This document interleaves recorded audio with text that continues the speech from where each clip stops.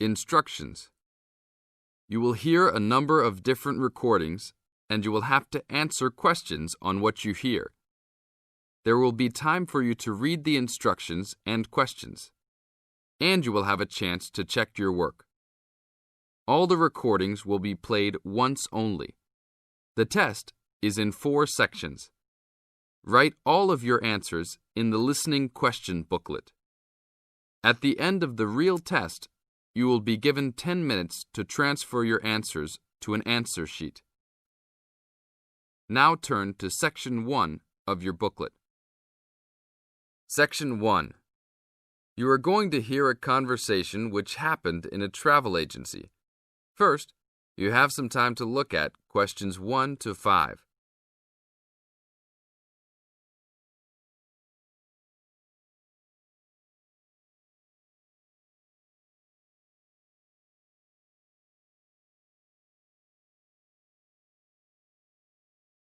Before we start the test, look at the example of your question booklet and listen to the tape.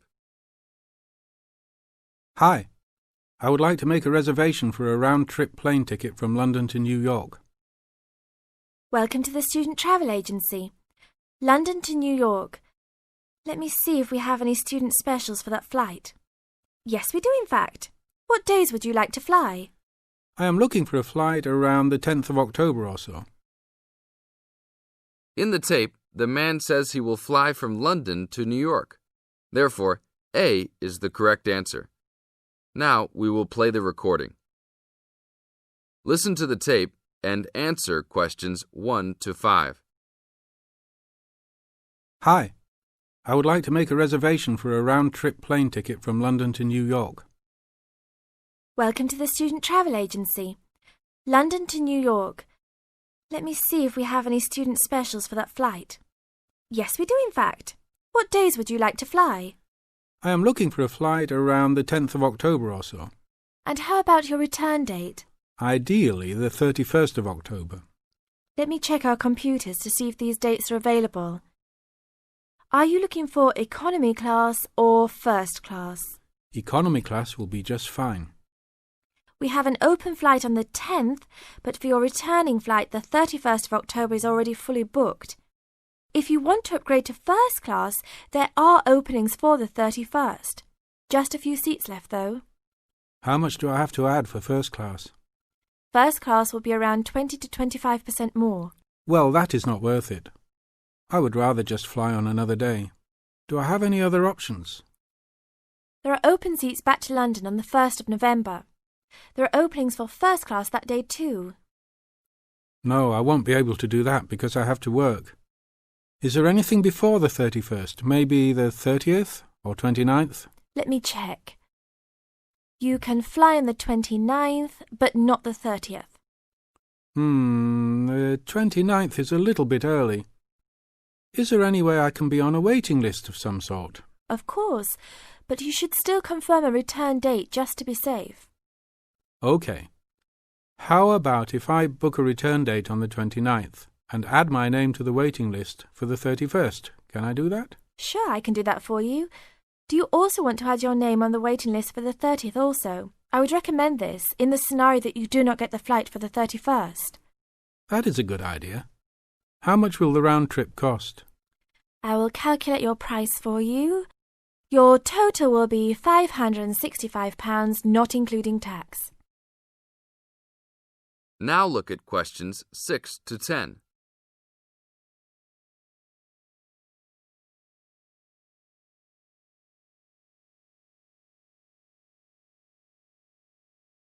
Now listen to the tape and answer questions 6 to 10.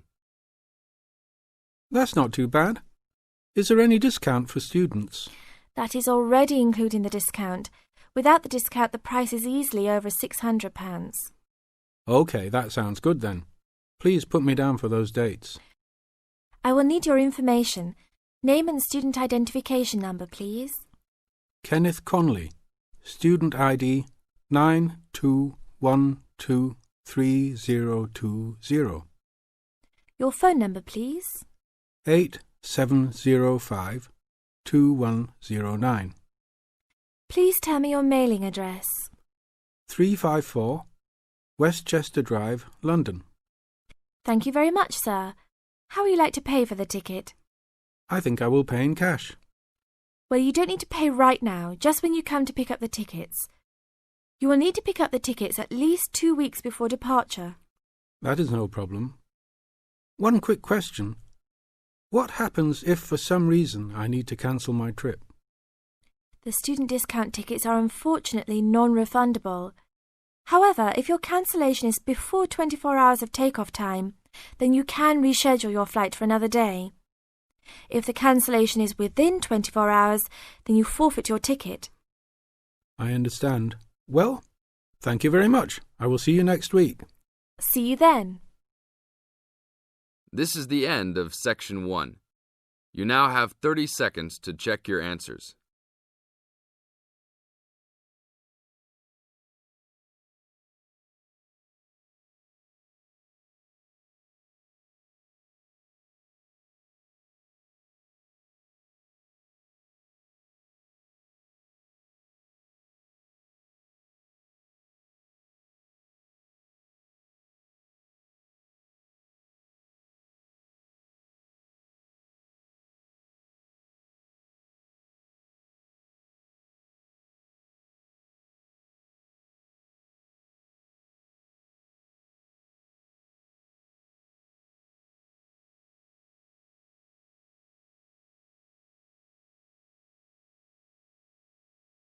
Now turn to Section 2.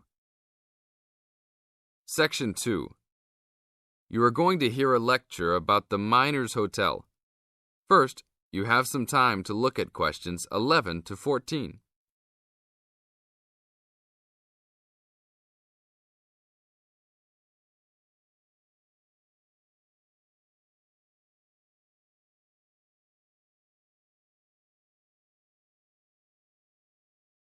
Now listen to the tape and answer questions 11 to 14. Good evening and welcome to the Miner Hotel. We are pleased to have you as our guest. I will give you a brief information session to tell you everything you need to know to make this a pleasant stay. The Miner Hotel was built in the 1850s, during the Gold Rush period, also nicknaming our state the Golden State. People from all over the country and even from other countries came to seek their fortune here in these hills, creating cities overnight. In this city, many Gold Rush hotels soon opened up. This particular hotel was built in 1851, but was destroyed during an earthquake. It was rebuilt in 1995 to recreate the feel of the Gold Rush, complete with articles and actual photographs from during the 1850s. Our hotel is divided into 2 buildings, one called the Gold Tower and the other is named the Fortune Tower. You will be staying in the Fortune Tower on the 25th floor, complete with great views of the city. Your room is the best room in the hotel, complete with private living room and hot tub. Here is your room card. On the card it will say FT, meaning Fortune Tower. On the bottom of the card it will say 2515. The 25 stands for the 25th floor, and the 15 stands for the 15th room on that particular floor. Now look at questions 15 to 20.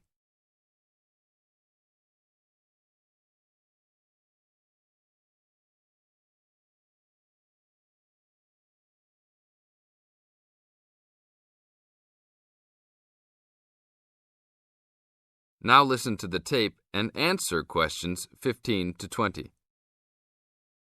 There are emergency exits in both towers of the hotel. They are located on the south side, opposite the elevators. Please use these in case of a fire or other emergency. We have some special events happening this week. Our Miners Diner is offering a special Miners Buffet dinner this Friday and Saturday for only $20 per person. This special includes all food, not including drinks and alcohol, and shows for the night. The buffet will be available from 5 to midnight. Because of the historical significance of our hotel, there are some special rules. The first rule is that there is no smoking allowed anywhere in the building, not even in your own room. This is not only to ensure the safety and health of our guests, but also the furniture and pictures can be easily damaged by smoke and other harsh treatment. Please remember that there are items of furniture over 100 years old here, so respect the rules by not smoking. Secondly, please do not take pictures using a flash of any of the drawings and paintings in the rooms or hallways, as they are old and fragile. We are doing our best to preserve a national treasure, so please help us in doing so. Lastly, you will only have one set of towels and bed sheets per 3 days. This is to conserve the water supply, as there are frequent droughts this high up in the hills. If there are any further questions, the staff of the hotel will be available to answer your questions. In the event that no one is able to answer your questions, I will also be available from 8 a.m. to 5 p.m. each day in the concierge. I hope you enjoy your stay here with us. Thank you very much. This is the end of Section 2. You now have 30 seconds to check your answers.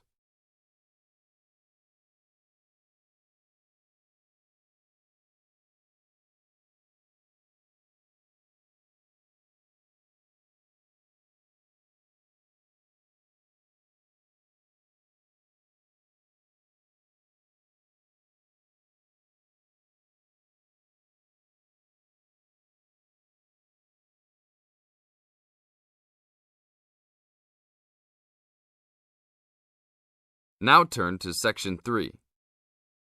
Section 3. You are going to hear a conversation between an interviewer and a professor. First, you have some time to look at questions 21 to 26.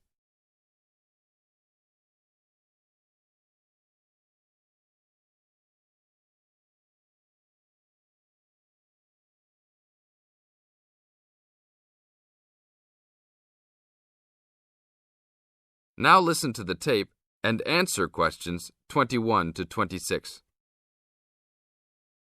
Today I'm here with Professor Nittick, who is our new university president.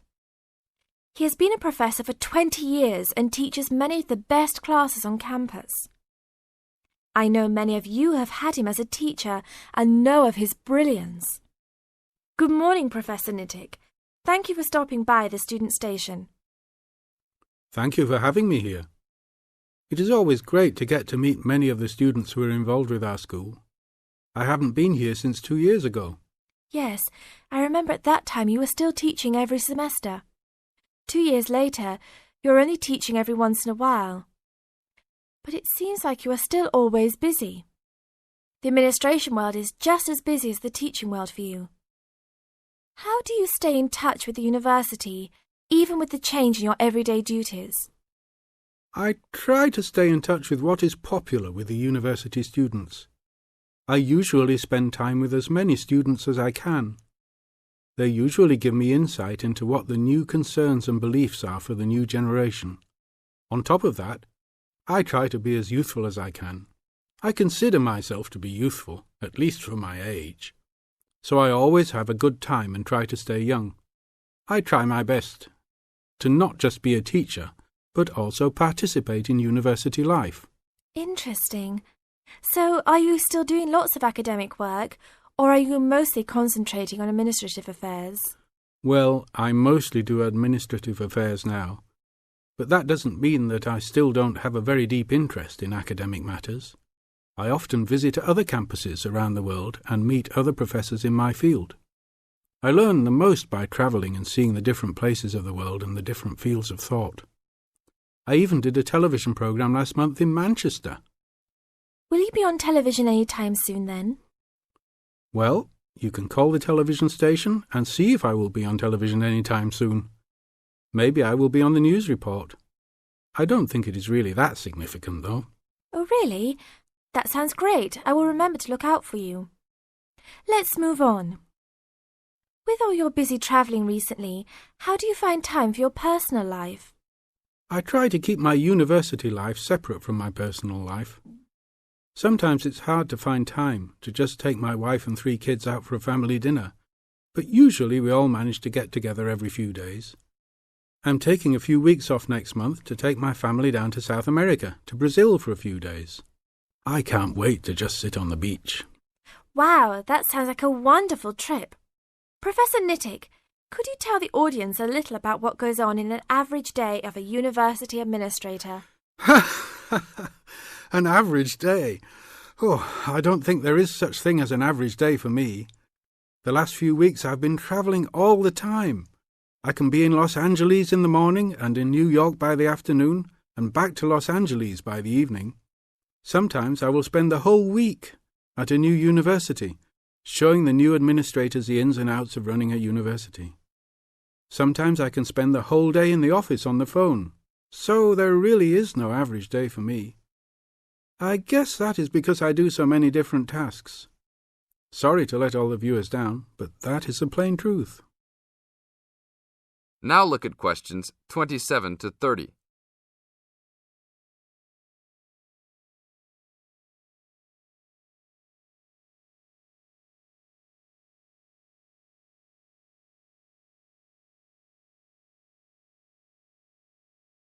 Now listen to the tape and answer questions 27 to 30. Well, I guess I can sum it up for them. You are a busy man. That is probably a good description. So, are there any immediate plans for the coming few weeks? Well, I'm in Los Angeles for the next 2 days, and then I fly to Colorado to meet a new prospective professor for our university. I will be in Colorado for about a week. Then I go to Japan for the next 10 days to meet with our university branch in Japan about record sales there.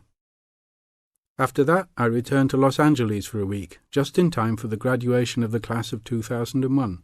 There you have it, my next month's schedule. Thank you very much, Professor Nittick. I always enjoy having you on our show. We hope to have you back on our show next time. This is the end of Section 3. You now have 30 seconds to check your answers.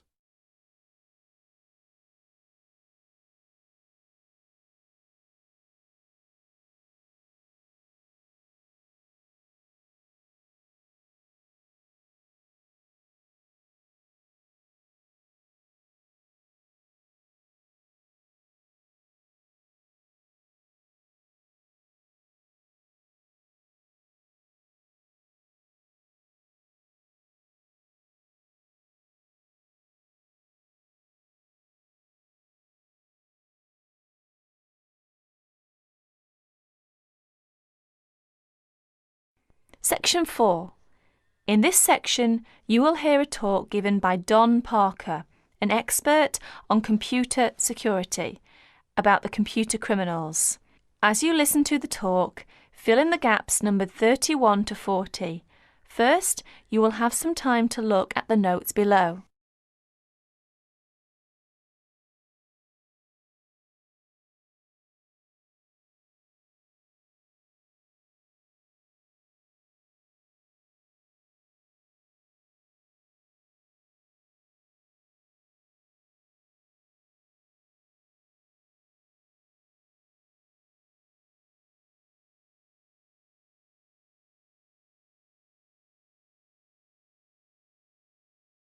Now listen to the talk. Hi there. As an expert on computer security, my job is to oversee and analyse the phenomenon in computer users. Computer has been commonplace in our daily life, make our life and work efficiently and lively. However, with the development of the computer technology, computer crime has come to arise more people's attention. Now, in respect of this topic, I will present some of my view and studies. What kinds of people are perpetrating most of the information technology crime?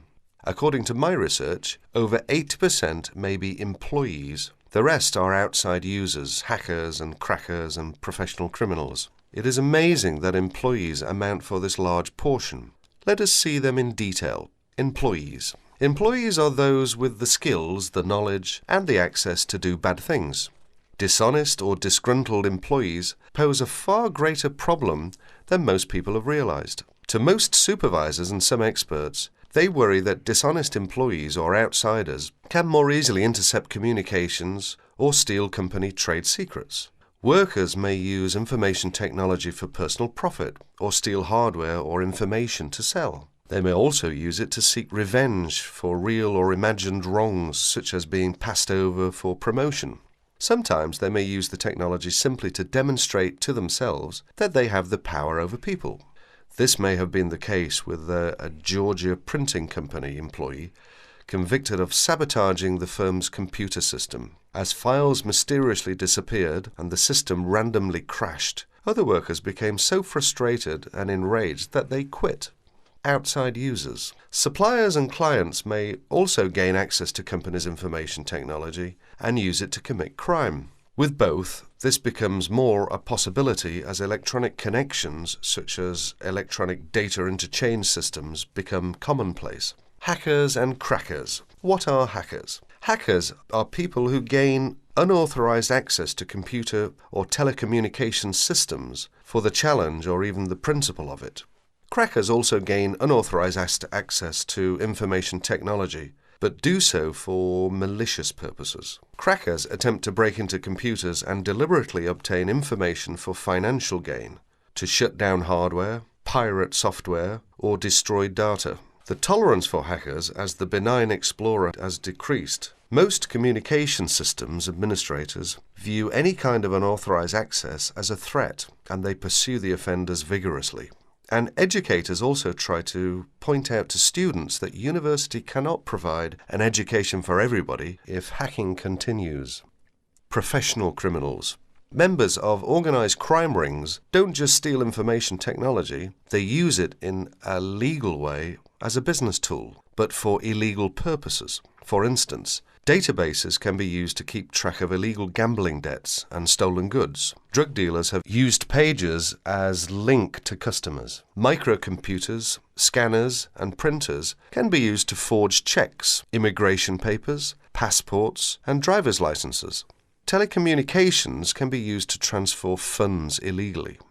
As information technology crime has become more sophisticated, in 1988, after the last widespread Internet break-in, the US Department created the Computer Emergency Response Team, or CERT. Although it has no power to arrest or prosecute, CERT provides round-the-clock international information and security-related support services to users of the Internet. Whenever it gets a report of an electronic snooper, whether on the Internet or on a corporate email system, CERT stands ready to lend assistance. It counsels the party under attack, helps them thwart the intruder, and evaluates the system afterwards to protect against future break-ins. That is the end of section 4. You will have 30 seconds to check your answers.